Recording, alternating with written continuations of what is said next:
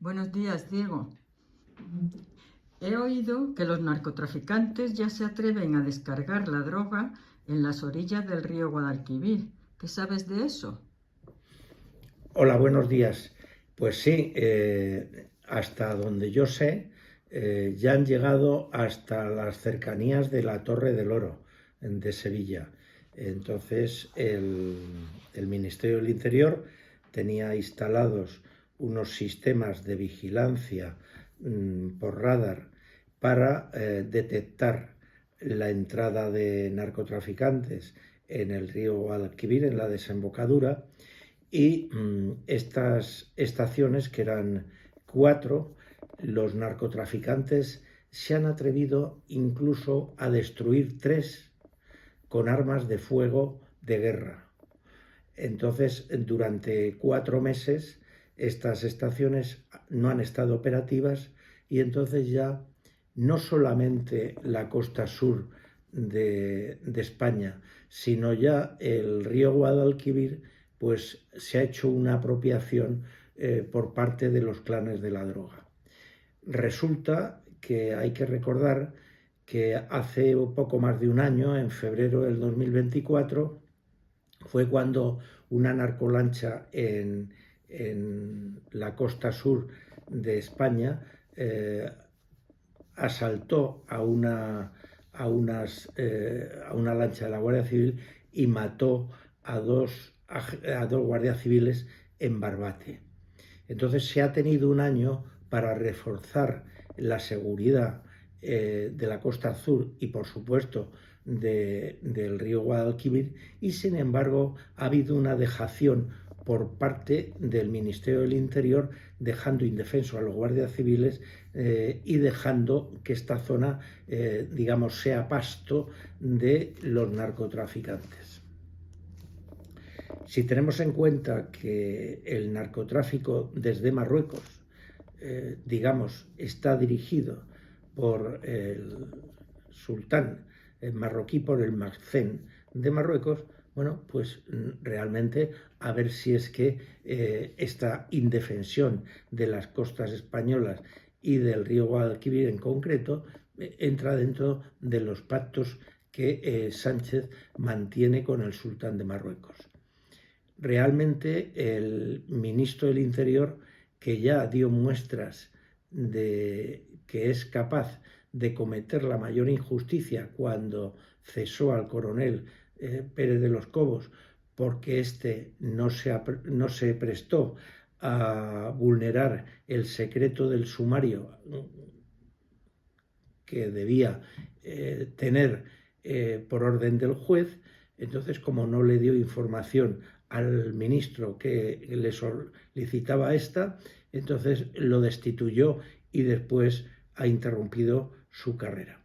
Entonces, esto es realmente el que un ministro destituya a alguien porque el destituido no se presta a cometer un delito, siendo el ministro además antiguo magistrado de la Audiencia Nacional, pues ya nos da una imagen del tejido moral y ético que el señor Marlaska tiene.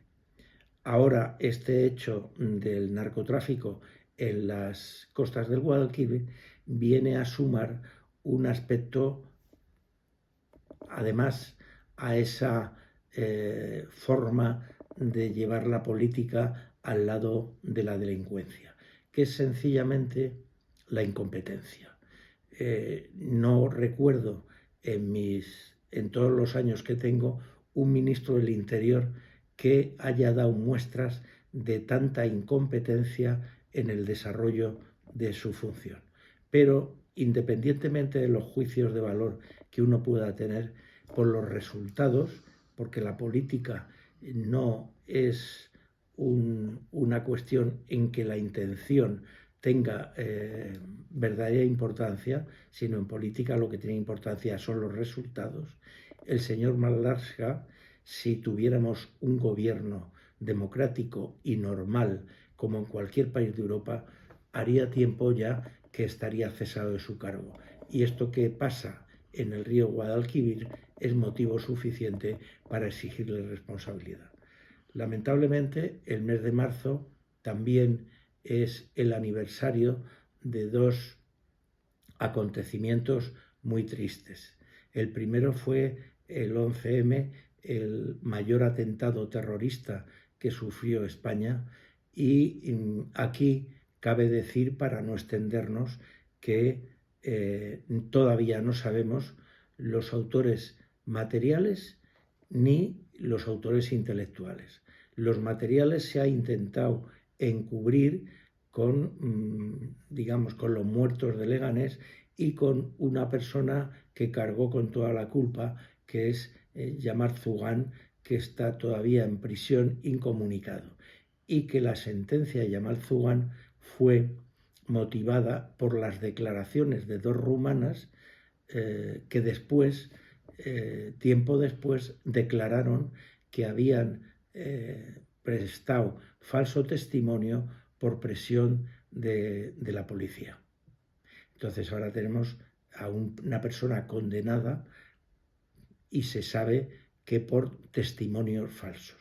Pero en definitiva, el mayor beneficiario del 11M fue el señor ZP. El señor ZP era el candidato del Partido Socialista Obrero Español a las elecciones. Antes del atentado nadie daba un céntimo por su victoria electoral, pero después el mal manejo, en mi opinión, de este atentado y los sucesos posteriores hicieron que en la elección del domingo saliera vencedor el señor Zapatero. Entonces el señor Zapatero ha sido el mayor beneficiado del atentado del 11M. Entonces el señor Zapatero, al ser el mayor beneficiado y teniendo los resortes y las riendas del poder, tenía la obligación ética de haber llegado hasta el fondo del asunto y haber conseguido desvelar quiénes eran tanto los autores materiales como los intelectuales. En lugar de ello, se ocultaron pruebas, se ocultaron trenes, se falsificaron pruebas, y el señor Zapatero, teniendo el poder, repito, durante 8 años, le debe a todos los ciudadanos españoles una explicación de por qué no utilizó el poder que tenía para desvelar la responsabilidad de este terrible atentado. El otro acontecimiento triste fue la pandemia y la posterior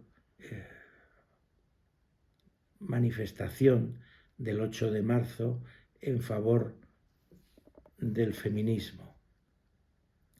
Se ha sabido ya que en determinadas instancias del poder eran conscientes de que ya España estaba en peligro de contagio, y sabiendo esta información, desde el poder, desde el gobierno socialista, se hizo oídos sordos y se propició el que esta manifestación del 8M se celebrara.